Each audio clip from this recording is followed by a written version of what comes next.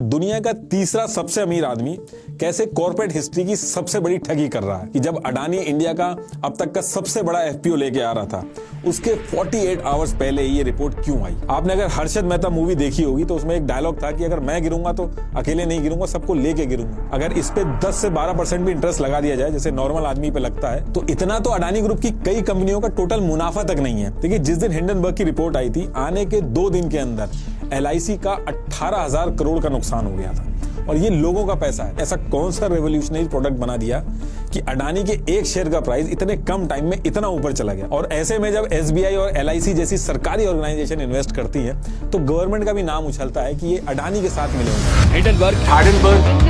Hindenburg research की एक report में आज अडानी ग्रुप के शेयरों में भारी गिरावट देखी गई। 6 मई 1937 को जर्मनी के एक एयरशिप जिसका नाम हिंडनबर्ग था, उसमें आग लग जाती है और 35 लोगों की जान चली जाती है। ये दुनिया के काफी बड़े हादसों में से एक है और ये एक ऐसा इंसिडेंस है जिसको मैन मेड डिजास्टर कहा जाता है, क्योंकि इसमें जरूरत से ज्यादा हाइड्रोजन गैस थी और 100 लोगों को दुनिया के सबसे ज्यादा फ्लेमेबल मटेरियल में बैठा के नहीं भेजना चाहिए था। ये पूरा इंसिडेंट अवॉइड किया जा सकता था। नेथन एंडरसन ये एक इजरायली सिटीजन है जो एक जमाने में जेरूसलम में एम्बुलेंस चलाते थे। इन्होंने यूनिवर्सिटी ऑफ कनेक्टिकट से अपनी बैचलर्स डिग्री पूरी की और ये जो हिंडनबर्ग का हादसा हुआ था, इसके नाम से 2017 में एक कंपनी खोली जिसका नाम रखा हिंडनबर्ग रिसर्च। नेथन का कहना है कि जिस तरीके से हिंडनबर्ग का हादसा मैनमेड था, इसमें इंसानों की गलती थी, उसको रोका जा सकता था। ऐसे ही इनकी जो कंपनी है हिंडनबर्ग रिसर्च, ये दुनिया में ऐसे फाइनेंशियल मैनमेड डिजास्टर जिनको रोका जा सकता है उनको ढूंढती है और लोगों के पैसे को बचाती है। इस कंपनी को खोलने से पहले नेथन ने हैरी मार्कोपोलोस के साथ मिलकर दुनिया का सबसे बड़ा फाइनेंशियल फ्रॉड पकड़ा था जिसका नाम बर्नी मैडोज पोंजी स्कीम था। आप अगर सर्च करोगे biggest financial fraud in the history तो आपको मिलेगा, वहां पे हैरी का नाम मिलेगा और उस पर्टिकुलर टाइम पे नेथन उन्हीं के साथ काम करते थे। हिंडनबर्ग रिसर्च एक फोरेंसिक फाइनेंशियल रिसर्च कंपनी है जिसको शॉर्ट सेलिंग कंपनी भी बोला जाता है, जो अभी मैं आपको आगे समझाऊंगा कि इसको शॉर्ट सेलिंग क्यों बोलते हैं। तो जैसे बाकी कंपनीज प्रॉफिट बनाने के लिए रन होती हैं, ऐसे ही हिंडनबर्ग रिसर्च जो है ये भी कोई समाज सेवा नहीं कर रही है, ये प्रॉफिट बनाने के लिए फाइनेंशियल रिसर्च करती है ऑल ओवर वर्ल्ड में। वैसे तो ये लोग कहते हैं कि इनको 10 साल का एक्सपीरियंस है इस फील्ड में, लेकिन ये जो कंपनी है ये 2017 में खुली है, तो ये 10 साल कैसे कहते हैं वो तो नहीं पता, मे भी अपने इंडिविजुअल एक्सपीरियंस काउंट कर रहे होंगे। अब देखिए, आपके दिमाग में क्वेश्चन आ रहा होगा कि ये कंपनी रिसर्च करके पैसा कैसे कमाती है, इनका काम करने का तरीका क्या है। तो देखिए, जो लोग शेयर मार्केट में पैसा लगाते हैं उनको पता होगा शॉर्ट सेलिंग के बारे में। जिनको नहीं पता उनको मोटा मोटी बता देता हूं कि शेयर मार्केट में जब आप कोई शेयर खरीदते हैं और शेयर के दाम बढ़ते हैं तो आपको प्रॉफिट होता है, लेकिन एक तरीका और होता है जिसमें शेयर के प्राइस जब नीचे जाते हैं तब प्रॉफिट होता है, जिसको हम शॉर्ट सेलिंग बोलते हैं। एक एग्जांपल से समझाता हूं आपको।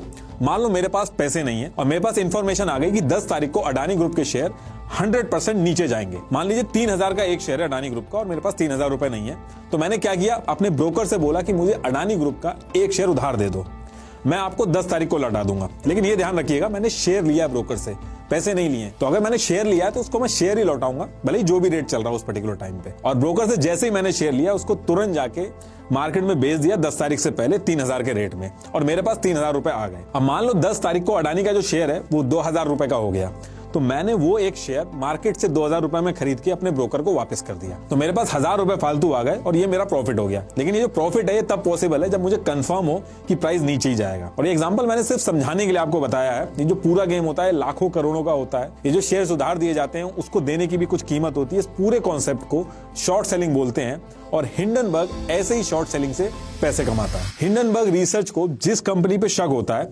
उसके ऊपर ये डीप रिसर्च शुरू कर देते हैं और इनके रिसर्च करने के तरीके बहुत ही अलग अलग होते हैं। पहले कई सालों तक रिसर्च करते हैं, उसके बाद पूरी रिपोर्ट बना के सोशल मीडिया और न्यूज आउटलेट्स होते हैं उसमें डाल देते हैं। जैसे ही मार्केट में हल्ला होता है उस पर्टिकुलर कंपनी के शेयर्स नीचे आ जाते हैं और ये शॉर्ट सेलिंग करके अपना पैसा बना के निकल जाते हैं। बस ये एक काम करते हैं कि अपनी रिपोर्ट को पब्लिक करने से पहले ये सारी डिटेल्स अपने इन्वेस्टर्स को देते हैं। ये इन्वेस्टर्स शॉर्ट सेलिंग के थ्रू पैसा इन्वेस्ट करते हैं और जब कंपनी के शेयर्स नीचे जाते हैं तो ये इन्वेस्टर्स मोटा मुनाफा बनाते हैं और जो मुनाफा होता है उसमें से हिंडनबर्ग अपना कट लेता है। ये जो पूरा प्रोसेस मैंने बताया यही इस कंपनी का पैसा कमाने का तरीका है और ये ऐसा करके कोई इलीगल एक्टिविटी नहीं कर रहे हैं, क्योंकि यूएस के अंदर पूरी तरीके से लीगल है। देखिए, हिंडनबर्ग रिसर्च एक ऐसी कंपनी है जिसका एड्रेस तक आप नहीं पता कर सकते।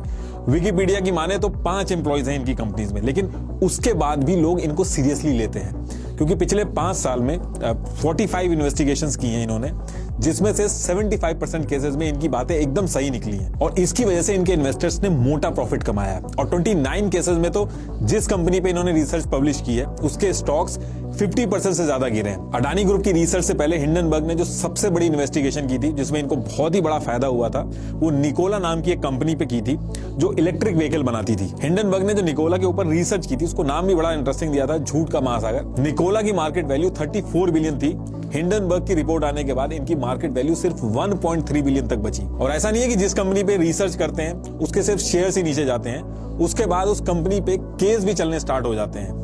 निकोला के ऊपर जब इन्होंने रिसर्च की थी तो उसके बाद US security and exchange commission ने निकोला के अगेंस्ट इंक्वायरी की तो निकोला के डायरेक्टर को गिल्टी माना गया। और ऐसी कई companies WINS finance, China metal resource utilization, HF foods, blockchain, इन सब का हाल बुरा हो गया था जब हिंडनबर्ग ने इन पे रिपोर्ट पब्लिश की थी। 90% तक शेयर्स नीचे गिर गए थे और जितना ये बताते हैं कि इस कंपनी का शेयर यहां तक नीचे जाएगा इनकी रिपोर्ट आने के बाद, लगभग उतना ही जाता है। जैसे अडानी के केस में इन्होंने 85% तक बोला है कि नीचे जाएंगे। यही रीजन है कि दुनिया भर के अमीर लोग जितना अपनी गवर्नमेंट से नहीं डरते हैं उससे ज्यादा हिंडनबर्ग की रिपोर्ट से डरते हैं कि कहीं उनकी कंपनी का नाम ना आ जाए हिंडनबर्ग की रिसर्च में। लेकिन अडानी ग्रुप के ऊपर जो इन्होंने रिसर्च की है, इस वाले केस में हिंडनबर्ग रिसर्च ने इनके शेयर्स पे नहीं बल्कि इनके बॉन्ड्स में पैसा इन्वेस्ट किया है, क्योंकि हिंडनबर्ग के किसी भी इन्वेस्टर के पास इंडिया में शेयर्स बाय और सेल करने का लाइसेंस ही नहीं है। इसलिए इस रिसर्च के आने के बाद शेयर मार्केट से ज्यादा बॉन्ड मार्केट में हलचल हो रही है।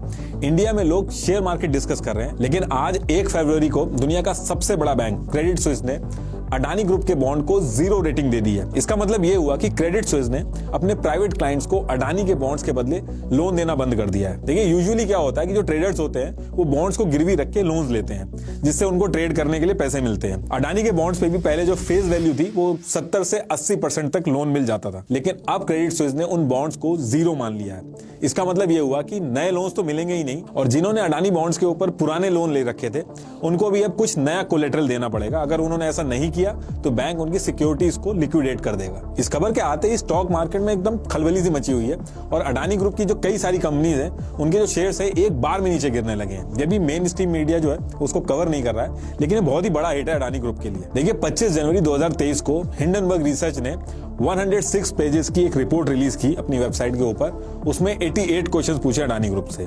इस रिपोर्ट के अंदर 720 साइटेशंस थी। 720 साइटेशंस का मतलब यह हुआ कि जो भी इन्होंने कहा इस रिपोर्ट में उतनी चीजों के इन्होंने प्रूफ भी दिखाए हैं साथ में, जो मैं भी आगे आपको बताऊंगा। इस रिपोर्ट का टाइटल था कि दुनिया का तीसरा सबसे अमीर आदमी कैसे कॉर्पोरेट हिस्ट्री की सबसे बड़ी ठगी कर रहा है। How the world's third richest man is pulling the largest con in corporate history. ये रिपोर्ट इन्होंने 2 साल लगा के बनाई थी और इसके लिए इन्होंने मल्टीपल कंट्रीज भी ट्रैवल करी। जहां जहां पे अडानी ग्रुप के लिंक थे वहां वहां इन्होंने ट्रैवल किया। देखिए, नॉर्मली जब हिंडन रिसर्च रिपोर्ट बनाते हैं तो किसी को भी पता नहीं लगने देते हैं कि किसके ऊपर रिसर्च कर रहे हैं, लेकिन अडानी वाला जो केस था उसमें जनवरी 2022 में एक डिटेल न्यूयॉर्क मैगजीन में पब्लिश हुई थी, जिसमें यह लिखा था कि नेथन एंडरसन मॉरिशस की पूरी जो कॉर्पोरेट रजिस्ट्री है उसको डाउनलोड करवा रहे हैं। तब उस पर्टिकुलर टाइम पे तो पता नहीं था, लेकिन बाद में पता चला कि वो जो कॉर्पोरेट रजिस्ट्री डाउनलोड करवा रहे थे वो अडानी ग्रुप के ऊपर इन्वेस्टिगेशन का एक पार्ट था। हिंडनबर्ग की ये रिपोर्ट बहुत ही अटैकिंग रिपोर्ट है। इसमें इन्होंने थोड़ी भी नरमी नहीं दिखाई अडानी ग्रुप के लिए। ये रिपोर्ट इंडिया के अंदर सुनामी की तरह पड़ी। इसके आते ही अडानी रिचेस्ट आदमियों की लिस्ट में जहां पे वो 30वें नंबर पे थे वहां से उठ के सीधे 8वें नंबर पे आ गए। $65 बिलियन का नुकसान हुआ अडानी ग्रुप को। अडानी ग्रुप के शेयर्स इतने ज्यादा नीचे आने लगे कि उस पर लोअर सर्किट लगाना पड़ गया। लोअर सर्किट का मतलब हुआ कि अडानी के शेयर्स अगर आप उससे नीचे दामों में बेच के निकलना चाहो तो वो भी निकल नहीं सकते। चाहे अडानी पोर्ट्स हो, अडानी पावर हो, अडानी ग्रीन हो, सबके शेयर्स बहुत ही तेजी से नीचे आ रहे थे। इसमें अडानी ग्रुप का तो जो नुकसान हुआ वो हुआ ही, इसके साथ साथ इंडियन स्टॉक मार्केट जो है उसने 4 लाख करोड़ रुपीस गंवाए। ये बहुत ही बड़ा नंबर होता है। देखिए, जो हिंडनबर्ग की रिपोर्ट है इसमें मल्टीपल एलिगेशन लगे हैं अडानी ग्रुप के ऊपर। मैं इस पूरी रिपोर्ट का जो लिंक है वो यूट्यूब के डिस्क्रिप्शन में दे रहा हूं, लेकिन कुछ मेन एलिगेशन आपको मैं समझा देता हूं। देखिए, सबसे बड़ा एलिगेशन है स्टॉक मैनिपुलेशन का, और ये एलिगेशन इस रिपोर्ट आने से पहले भी अडानी ग्रुप के ऊपर लगते रहे। मार्च 2020 में अडानी एंटरप्राइज का एक शेयर का प्राइस 130 रुपए के करीब था, और नवंबर 2022 में अडानी एंटरप्राइज के एक शेयर का प्राइस 4000 से भी ऊपर चला गया था। देखिए, इतने कम टाइम में एक शेयर के प्राइस का इतना ऊपर जाना ये नॉर्मल चीज नहीं है। तो ऐसा क्या कर दिया अडानी एंटरप्राइज ने, ऐसा कौन सा रेवोल्यूशनरी प्रोडक्ट बना दिया कि अडानी के एक शेयर का प्राइस इतने कम टाइम में इतना ऊपर चला गया, वो भी तब जब कोरोना का टाइम चल रहा है, ऑल ओवर वर्ल्ड के अंदर मार्केट बंद है, रिसेशन जैसा माहौल है, उस पर्टिकुलर टाइम पे शेयर इतना ऊपर पहुंच गया। ये जो इमेज आप देख रहे हैं, इसमें हिंडनबर्ग ने शेयर किया है कि अडानी ग्रुप की कंपनी कैसे 3 साल में इतनी ज्यादा ग्रो कर रही है। देखिए, अब आप कहोगे कि शेयर की डिमांड ज्यादा थी इसलिए अडानी के शेयर के प्राइस बढ़ गए, इसमें इतना हल्ला करने वाली क्या बात है? डिमांड एंड सप्लाई का खेल है, इसमें डिमांड ज्यादा होगी इसलिए हो गया होगा। लेकिन इसमें एक चीज आप सोचिए कि अडानी ग्रुप के एक शेयर को लोग इतने ज्यादा दाम में ले क्यों रहे हैं? अब आप इसमें भी कह सकते हो कि सिंपली परफॉर्मेंस अच्छी होगी, अडानी ग्रुप ने मुनाफा इतना ज्यादा धमाकेदार बनाया होगा कि लोगों की मजबूरी हो गई होगी उनके शेयर्स लेना और प्रॉफिट बनाना। तो देखिए, कोरोना टाइम और रिसेशन जैसे हालात थे और परफॉर्मेंस इतनी भी अच्छी नहीं थी इनकी, तो ये शेयर्स के रेट बढ़े कैसे? तो देखिए, इनके शेयर के जो प्राइस हैं वो दूसरे तरीके से बढ़े, एक आर्टिफिशियल डिमांड क्रिएट करके। देखिए, स्टॉक मार्केट में एक लिस्टेड कंपनी अगर अपनी कंपनी के सारे शेयर्स पे कंट्रोल ले ले किसी भी तरीके से, तो डिमांड एंड सप्लाई को कंट्रोल करना उसके लिए आसान हो जाता है। और जब डिमांड एंड सप्लाई कंट्रोल हो जाएगी तो शेयर्स के प्राइस भी कंट्रोल हो सकते हैं, और शेयर्स के प्राइस ही होते हैं जो कंपनी को अमीर या गरीब बनाते हैं। इसलिए सेबी ने रूल बनाया कि कोई भी स्टॉक मार्केट में लिस्टेड कंपनी 75% से ज्यादा शेयर्स खुद नहीं रखेगी, ताकि मार्केट फेयर तरीके से चले। नॉर्मली 40 से 50% शेयर्स अपने पास रखती है कंपनी, लेकिन अडानी ग्रुप ने 75% के आसपास जो शेयर्स हैं वो जितनी भी कंपनी है वो अपने पास रखे हैं, और जो बाकी के 25% है उसमें मॉरिशस, यूएई, सिंगापुर में खुद की बनाई हुई शेल कंपनी के थ्रू इन्वेस्ट करवा के एक फेक डिमांड क्रिएट की है। तो मेजोरिटी जो कंट्रोल है वो अडानी ग्रुप के हाथ में ही पहुंच गया इनडायरेक्टली, ऐसा रिपोर्ट में बताया गया है। और इससे हट के भी आपको एक चीज बता देता हूं कि LIC और SBI जो है, LIC जहां आप बीमा करवाते हो, SBI जहां पे आप अपना पैसा जमा करते हो, इन्होंने भी पैसे देके इनके शेयर्स खरीदे हैं। LIC ने 74,000 करोड़ रुपीस देके अडानी के शेयर्स खरीदे हैं, और SBI ने भी हजारों करोड़ लगा के अडानी ग्रुप के शेयर्स खरीदे हैं। और जो लोन दिया है SBI ने वो अलग चीज है, ये इन्वेस्ट किए हैं SBI ने। ये जो सारी चीजें हो रही हैं, इससे अडानी ग्रुप के शेयर्स की जो डिमांड है वो क्रिएट हो रही है। और नॉर्मल आदमी भी जब तेजी से शेयर्स के दाम ऊपर बढ़ते हुए देखता है तो वो भी चाहता है कि उसको खरीद के उसमें से पैसा बना ले। तो अडानी ग्रुप के ऊपर यही एलिगेशन है कि ये शेयर्स के जो रेट है ये आर्टिफिशियल डिमांड क्रिएट करा के बनाए गए हैं, अडानी ग्रुप की परफॉर्मेंस की वजह से नहीं बढ़े हैं। और ऐसे में जब SBI और LIC जैसी सरकारी ऑर्गेनाइजेशन इन्वेस्ट करती है तो गवर्नमेंट का भी नाम उछलता है कि ये अडानी के साथ मिले हुए हैं। ये जो एशिया के नंबर 1 रिचेस्ट, दुनिया के नंबर 3rd रिचेस्ट, ये जो शेयर्स के रेट होते हैं इनकी कंपनियों के, उसके हिसाब से ही बनते हैं। जिसके शेयर्स के दाम ज्यादा होंगे उसकी कंपनी की वैल्यू उतनी ज्यादा होगी, और उस कंपनी का मालिक उतना ही अमीर होगा। मान लो मेरी एक कंपनी है जिसमें टोटल 100 शेयर्स हैं, एक इन्वेस्टर आता है, आके 10 शेयर्स 10,000 रुपए में खरीद लेता है मुझसे, तो मेरी कंपनी की जो वैल्यूएशन है वो 1 लाख रुपए हो जाएगी। ऐसे ही जब LIC हो गई या फिर SBI हो गई, इतना इन्वेस्ट करती हैं किसी कंपनी में तो कंपनी की वैल्यूएशन बढ़ जाती है, शेयर्स के दाम बढ़ जाते हैं, और फिर इन शेयर्स को ही गिरवी रख के लोन लेती है कंपनी। अडानी ग्रुप ने 2 लाख करोड़ का लोन ले रखा है। अगर इस पे 10 से 12% भी इंटरेस्ट लगा दिया जाए जैसे नॉर्मल आदमी पे लगता है, तो इतना तो अडानी ग्रुप की कई कंपनियों का टोटल मुनाफा तक नहीं है। और इसको समझाने के लिए जो हिंडनबर्ग की रिपोर्ट आई है उसमें करंट रेशियो का चार्ट भी दिया गया है। देखिए, कंपनियों की फाइनेंशियल हालत पता करने के लिए सबसे बढ़िया तरीका होता है करंट रेशियो का पता कर लेना। करंट एसेट्स को करंट लायबिलिटी से अगर आप डिवाइड करोगे तो करंट रेशियो आ जाता है। अगर इसका रेशियो 1 से कम हो जाए तो इसका मतलब यह है कि कंपनी से अगर उधार वापस मांग लिया जाए, जो उधार दिया गया है, तो उसकी हालत इतनी भी नहीं है कि वो अपने एसेट्स को बेच के भी वो उधार चुका सके। अब हिंडनबर्ग की रिपोर्ट के हिसाब से अडानी ग्रुप की जो 5 कंपनियां, Adani green energy, Adani power, Adani total gas, Adani transmission और अडानी एंटरप्राइज का जो करंट रेशियो है वो 1 से कम है। अब मान लो कि किसी केस में कंपनी प्रॉफिट नहीं कमा पाई या रिसेशन आ गया, या अडानी टोटल गैस जिसका करंट रेशियो 0.2 है, यानी कि उसने अपने एसेट्स के मुकाबले 5 गुना ज्यादा कर्जा ले रखा है, और वो कर्जा अगर उससे वापस मांग लिया गया तो वो देने की हालत में नहीं है। देखिए, जब कोई कंपनी अपने शेयर्स को गिरवी रख के लोन लेती है तो जो प्राइस होता है उस शेयर्स का, उसके हिसाब से लोन मिलता है। मान लो 1 लाख रुपए शेयर्स की कीमत है तो उतना ही लोन मिलेगा। अगर किसी वजह से शेयर के प्राइस नीचे आ जाए तो ये भी हो सकता है कि बैंक अपना लोन वापस मांग ले या फिर और शेयर्स मांगे, तो ऐसे केस में भी अडानी ग्रुप फंस सकता है। और इस रिपोर्ट में इस चीज के बारे में बताया गया कि अडानी ग्रुप ने जरूरत से ज्यादा लोन ले रखा है। देखिए, जिस दिन हिंडनबर्ग की रिपोर्ट आई थी, आने के 2 दिन के अंदर LIC का 18,000 करोड़ का नुकसान हो गया था, और ये लोगों का पैसा है। आपने अगर हर्षद मेहता मूवी देखी होगी तो उसमें एक डायलॉग था कि अगर मैं गिरूंगा तो अकेले नहीं गिरूंगा, सबको लेके गिरूंगा।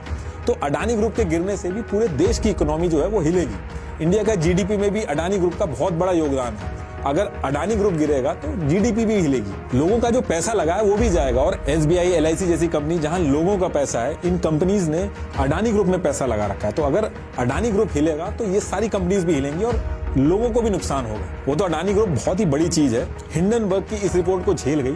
कोई छोटी मोटी कंपनी होती तो पूरी कोलैप्स हो जाती। इससे पहले जिन कंपनीज के ऊपर हिंडनबर्ग ने रिपोर्ट निकाली है उनका हाल अगर आप देखोगे तो 34 बिलियन की कंपनीज 1.3 बिलियन पे पहुंच गई है। यही रीजन है कि इस रिपोर्ट के आने से इतना ज्यादा हल्ला मचा हुआ है। हिंडनबर्ग का कहना है कि अडानी ग्रुप ने बहुत ज्यादा लोन लिया हुआ है और इसके साथ ही उन्होंने कई केसेस में लोन लेने के लिए अपने बढ़े हुए प्राइसेस के शेयर्स को गिरवी रख के लोन लिया है। अडानी की कई लिस्टेड कंपनीज ने अपनी वैल्यू से ज्यादा लोन ले रखा है। अगर शॉर्ट में समझाऊं तो Adani stock prices depth fuelled growth की वजह से ऊपर है। डेप्थ फ्यूल्ड ग्रोथ का मतलब है कि आप पैसा उधार ले रहे हैं और उसको अपने बिजनेस में इन्वेस्ट कर रहे हैं और इससे सबको लग रहा है कि आपकी कंपनी आगे बढ़ रही है और उसकी वजह से आपके शेयर्स के प्राइसेस बढ़ जा रहे हैं। सिर्फ हिंडनबर्ग ही नहीं, क्रेडिट साइट एक बहुत ही बड़ी रिसर्च फर्म है, इसने भी अगस्त 2022 में एक रिपोर्ट पब्लिश की थी। उसमें अडानी ग्रुप को डीपली ओवर लेवरेज बताया था और कहा था कि यह कर्जा अडानी के पूरे बिजनेस एम्पायर को तबाह कर सकता है। इसमें हिंडनबर्ग की रिपोर्ट में एक चीज और मेंशन थी कि अडानी ग्रुप कंपनीज एक दूसरे पे डिपेंडेंट है। तो कभी अगर ऐसा हुआ कि कोई एक कंपनी अपने लोन्स नहीं दे पाई तो बाकी कंपनीज भी सीरियसली अफेक्ट होंगी और अडानी का जो पूरा साम्राज्य है वो तबाह हो सकता है। अडानी ग्रुप के जो टोटल शेयर्स है उसमें से 75% तो अडानी ग्रुप ने अपने पास ही रखे हुए हैं। बाकी के जो 25% शेयर्स हैं वो ज्यादातर मॉरिशस बेस्ड शेल्ड कंपनी के पास है जिसका लिंक अडानी ग्रुप से है और यही कंपनीज इन्वेस्ट करके एक आर्टिफिशियल डिमांड क्रिएट करती हैं जिससे शेयर्स के प्राइस बढ़ते हैं। हिंडनबर्ग रिपोर्ट में यह भी मेंशन है कि विनोद अडानी ने कई लोगों के साथ मिलकर दर्जनों कंपनी खोली और अडानी ग्रुप में इन्वेस्ट करके शेयर के प्राइस ऊपर करवाए और ये जितनी भी कंपनीज हैं इनकी कोई कॉर्पोरेट प्रेजेंस नहीं है, ये ऑल ओवर वर्ल्ड में ये सिर्फ अडानी ग्रुप में इन्वेस्ट करती हैं। और अगर आपने हमारी एनडीटीवी वाली वीडियो देखी होगी तो उसमें भी सेम जगह से इन्वेस्टमेंट आया था और इन शेल कंपनी के पास जितने भी एसेट्स हैं सब इन्होंने अडानी ग्रुप में ही उठा के डाल दिए हैं। ये देखिए एएमपीएस के 2.3 बिलियन एसेट्स में से 99.4% अडानी ग्रुप में है। ओपल के तो 100% इन्वेस्टमेंट अडानी ग्रुप में है। ये कंपनियां कहीं और पे पैसा लगा ही नहीं रही हैं। हिंडनबर्ग की रिपोर्ट के हिसाब से इस पर्टिकुलर तरीके से अडानी ग्रुप में पैसा घूम रहा है शेल कंपनीज के थ्रू। और ये जो मॉरिशस के अंदर शेल कंपनी का जो इशू है इसको सेबी भी इन्वेस्टिगेट कर रही थी। उस पर्टिकुलर टाइम पे सेबी ने यह कहा था कि इन्वेस्टिगेशन अभी लॉजिकल कंक्लूजन पे नहीं पहुंची है, लेकिन हिंडनबर्ग ने टोन मारते हुए कहा कि सेबी लॉजिकल कंक्लूजन पे नहीं पहुंच पाई है लेकिन हम पहुंच गए हैं। अब इसके जवाब में अडानी ग्रुप ने हिंडनबर्ग को 413 पेजेस का एक रिप्लाई किया है और कहा है कि हिंडनबर्ग ने जो 88 क्वेश्चंस पूछे हैं उसमें से 65 के आंसर्स तो हम पहले ही पब्लिक डिस्क्लोजर में दे चुके हैं। जो एलिगेशन लगा था कि बाहर से इन्वेस्टमेंट आई है, अडानी ग्रुप ने उस पर यह कहा कि जो पब्लिक शेयर्स हैं उसमें बाहर से कौन इन्वेस्ट करता है इस पे उसका कोई कंट्रोल नहीं है। उनको कुछ नहीं पता होता कि कौन शेयर्स खरीद रहा है और बेच रहा है। सिर्फ अडानी ग्रुप ही नहीं बल्कि कोई भी लिस्टेड कंपनी ये कंट्रोल नहीं कर सकती है उसके शेयर्स कौन खरीद और बेच रहा है। और जो लोन के एलिगेशंस है उस पे भी अडानी ग्रुप ने कहा कि शेयर देके लोन लेना दुनिया भर में एक बहुत ही कॉमन प्रैक्टिस है और इंडिया में इसको एड्रेस करने के लिए एक बहुत ही परफेक्ट सिस्टम है। और जो हिंडनबर्ग है उसको इंडिया के जो सिक्योरिटी लॉज है उसके बारे में ज्यादा कुछ पता नहीं है, इसलिए वो इस तरह के क्वेश्चंस पूछ रहे हैं। सेबी इन्वेस्टिगेशन वाली जो बात थी उस पर अडानी ग्रुप ने ये रिप्लाई किया कि अडानी प्रमोटर्स के खिलाफ कोई भी ऑनगोइंग इन्वेस्टिगेशन नहीं चल रही है और जो पहले चल रही थी उसको हमने पहले डिस्क्लोज कर दिया है। इस तरीके से कई सारे रिप्लाई अडानी ग्रुप ने किए हैं और एक धमकी भी दी है हिंडनबर्ग को कि ये इनके ऊपर केस भी कर सकते हैं। हिंडनबर्ग ने रिप्लाई किया है कि जब मन करे आप केस कर सकते हो, इससे हमारे लिए आपको एक्सपोज करना और आसान हो जाएगा क्योंकि जो डॉक्यूमेंट हम इन्वेस्टिगेशन के टाइम पे हमें नहीं मिल पाए थे वो हम कोर्ट में भी मांग लेंगे आपसे। अब देखिए अडानी ग्रुप ने 20,000 करोड़ का इंडिया का सबसे बड़ा एफपीओ लॉन्च किया। इसमें 50% रिटेल यानी आपके और हमारे जैसे लोग, 28% क्वालिफाइड इंस्टीट्यूशनल इन्वेस्टर यानी कि जिन्होंने पहले इन्वेस्ट किया या रेप्यूटेड इन्वेस्टर्स और 22% नॉन इंस्टीट्यूशनल इन्वेस्टर्स यानी कि ओपन टू ऑल, बाकी सब भी कर सकते हैं इसमें।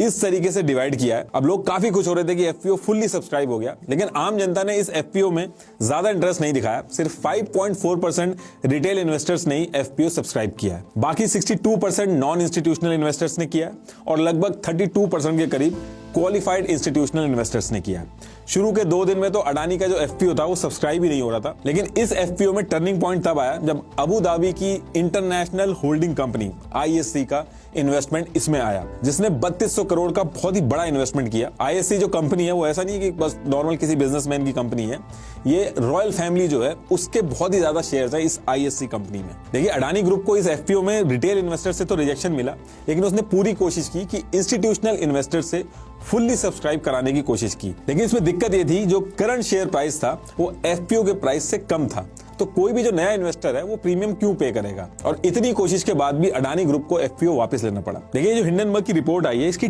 टाइमिंग को लेके बहुत क्वेश्चन है कि जब अडानी इंडिया का अब तक का सबसे बड़ा एफपीओ लेके आ रहा था उसके 48 आवर्स पहले ये रिपोर्ट क्यों आई। ये एक प्लानिंग के तहत इंडिया की इकोनॉमी को टारगेट किया गया है। अब देखिए जो लोग शॉर्ट सेलिंग कंपनी को समझते हैं उनको पता है कि शॉर्ट सेलिंग कंपनी फायदे के लिए ये सब करती है और एफपीओ आने के 48 आवर्स पहले इसको पब्लिश करने के पीछे यही रीजन था कि उसको ज्यादा से ज्यादा फायदा हो। लेकिन हाँ एक चीज है कि ये देखा गया है कि जब भी देश में कोई बड़ा इवेंट होने वाला होता है तो ऑल ओवर वर्ल्ड की जो ऑर्गेनाइजेशन है उसको टारगेट करती है। जैसे जब फीफा हो रहा था तो कतर को टारगेट किया गया था, सारी कमियां बाहर निकल के आ गई थी कतर की। ऐसे इंडिया में सितंबर में G20 समिट हो रहा है, उससे पहले आप देखोगे इंडिया को अलग अलग तरीके से टारगेट किया जाएगा। अब ये हिंडनबर्ग की जो रिपोर्ट आई है आप ये इंडिया पे अटैक मान सकते हो या अडानी के ऊपर अटैक मान सकते हो, ये मैं आपके ऊपर छोड़ देता हूं। लेकिन अडानी के ऊपर जो एलिगेशन लगाए गए हैं ये एलिगेशन नए नहीं है, टाइम टू टाइम ये एलिगेशन लगते रहते हैं। हिंडनबर्ग की जो रिपोर्ट है एक तरह से कंपाइलेशन है अडानी ग्रुप के ऊपर जितने भी एलिगेशन अभी तक लगे हैं।